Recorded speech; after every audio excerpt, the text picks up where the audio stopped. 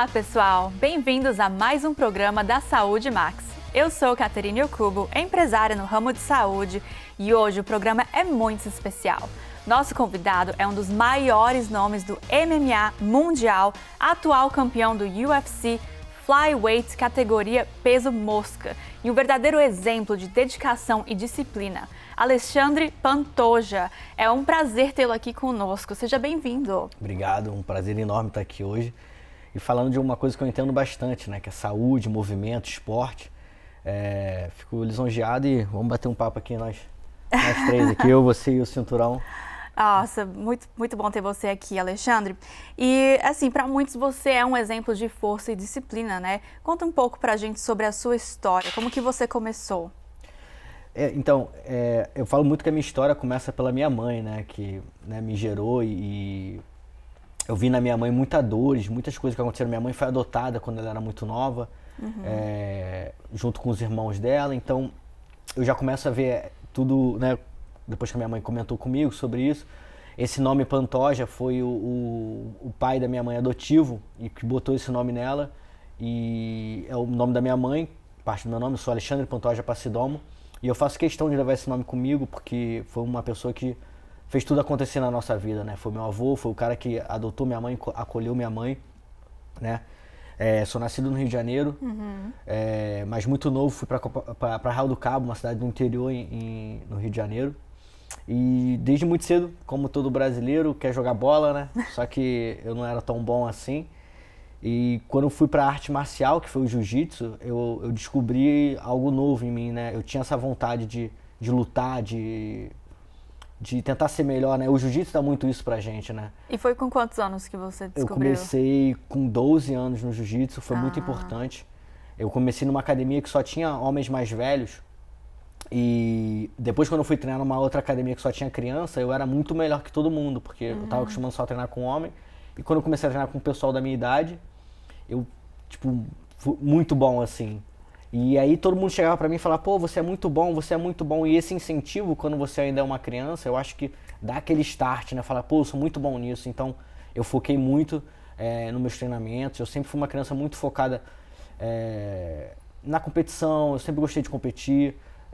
E eu tinha essa atenção, né, pra mim, né? Eu sou um filho mais novo de mais dois irmãos. Eu tenho um irmão mais velho, a minha irmã do meio e eu sou o caçula, né?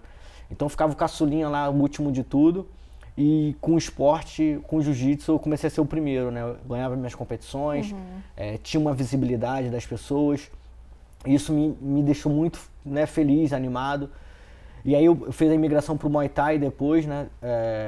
Porque eu ia pra competição de jiu-jitsu e tinha várias tatames, assim, você lutava ao mesmo tempo que várias outras pessoas. Sei. E quando eu comecei a lutar Muay Thai, eu vi o Muay Thai acontecendo, só tinha um ringue e só você ali. Eu falei, pô, quando eu lutar Muay Thai, todo mundo vai parar pra me assistir, então eu quero lutar Muay Thai. E aí eu entrei no Muay Thai e foi incrível, assim, a minha ascensão. Eu tenho mais de 20 lutas no Muay Thai, eu nunca perdi. Uau!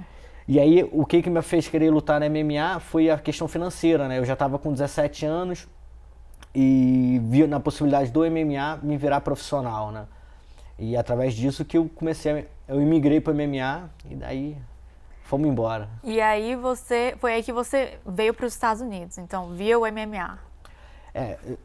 Eu vim a primeira vez para os Estados Unidos em 2014, a convite de um evento para eu lutar.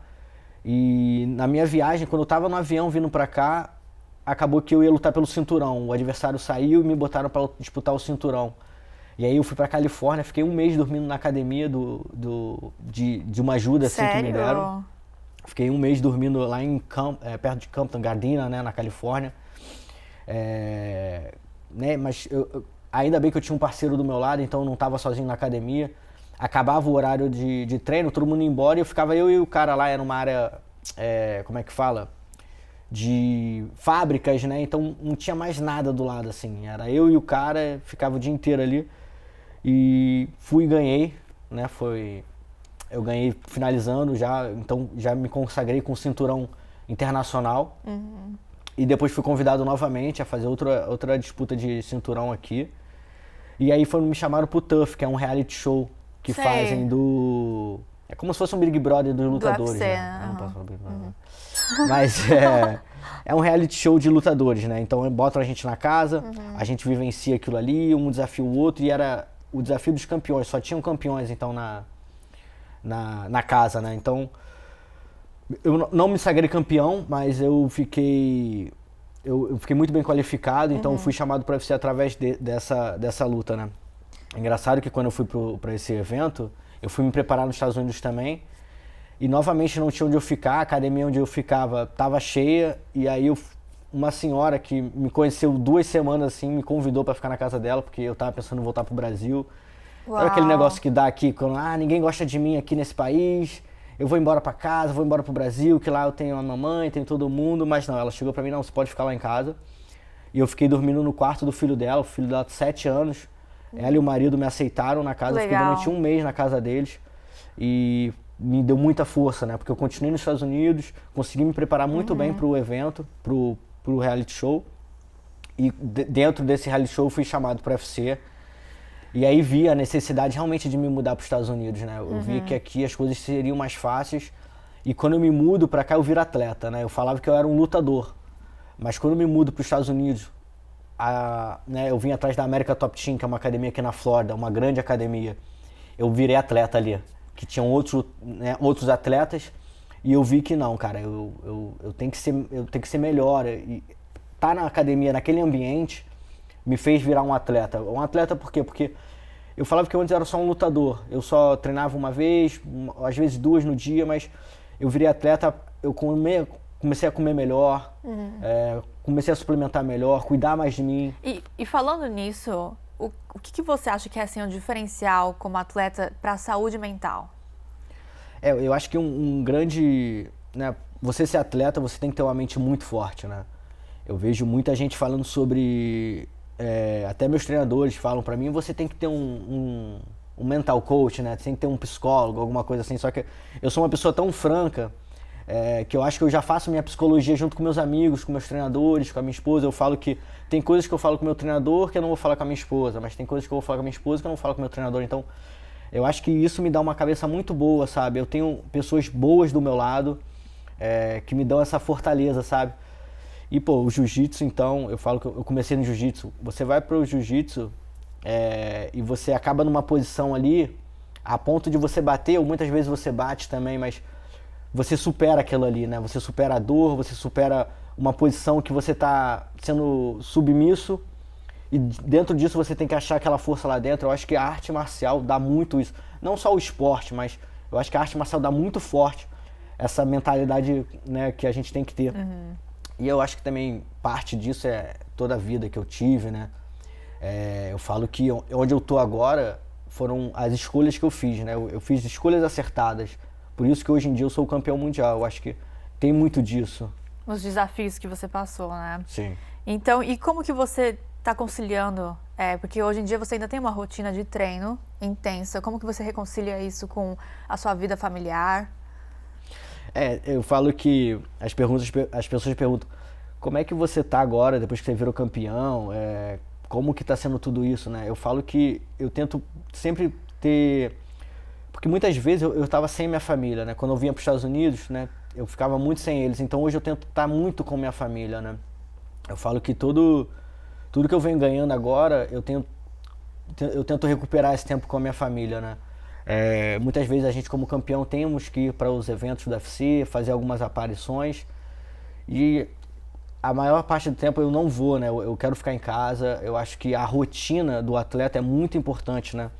Você ter a sua rotina, a rotina básica, né? De você levar teu filho para a escola, voltar, vai pro treino, almoçar todo dia em casa, almoçar e jantar com meus filhos é muito importante. Eu acho que essa rotina, essa saúde mental que isso me dá é a minha fortaleza, é o que me faz vencer. Então eu priorizo essa saúde mental, de estar com a minha família, de poder almoçar e jantar com meus filhos. Eu acho que a questão de eu virar campeão, a questão de eu conseguir me manter melhor financeiramente, é para eu ter mais tempo com a minha família. Eu acho que tudo está atrelado a ter uma boa saúde mental, e isso fala na minha performance dentro do octógono. Legal.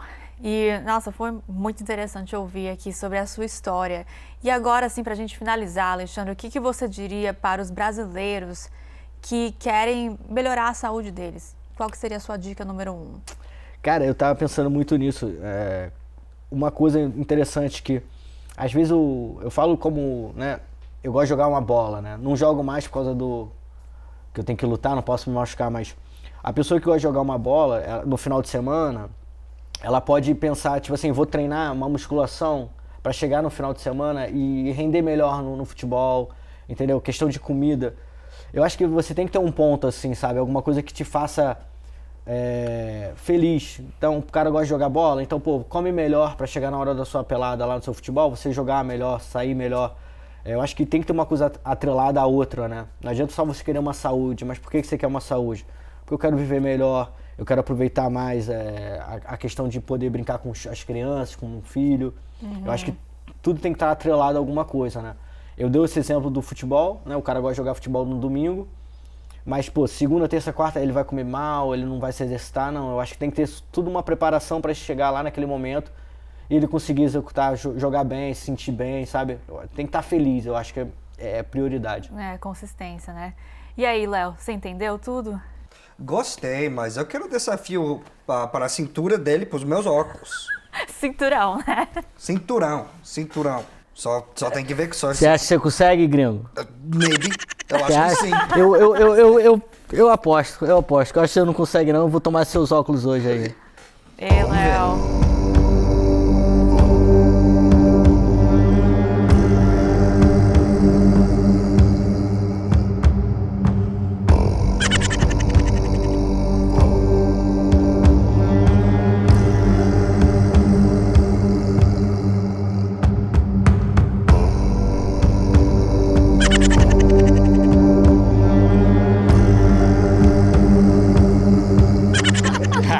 Vai o shake. Bom, obrigada, Alexandre, por compartilhar tantos insights valiosos aqui com a gente. E para você que nos assistiu, não se esqueça que a saúde é o nosso maior bem, então cuide bem dela todos os dias. Pessoal, mande suas dúvidas e perguntas para o nosso site e mídia social aqui na tela. Eu sou Caterine Okubo e até o próximo episódio, todos os sábados às 7h30 da noite, antes do resumo do Américas no Ar, aqui na Record Américas. Beijos!